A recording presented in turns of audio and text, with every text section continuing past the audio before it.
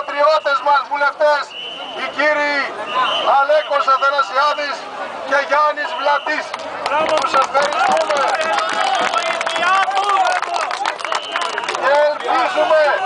και ελπίζουμε με τις πρωτοβουλίες τους και με την ψήφο τους να δικαιώσουν το αίτημα των δημοτών της Εανής.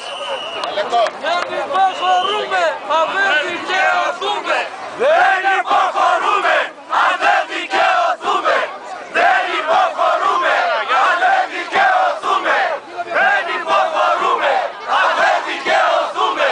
Μαζί μας είναι και ο άλλος πατριώτης μας βουλευτής, ο κύριος Μιχάλης Παπαδόπουλος. Λέμε και σε αυτόν την ίδια απέτηση και με τις πρωτοβουλίες του και με την ψήφο του να στηρίξει το αίτημα του Δήμου Εανής.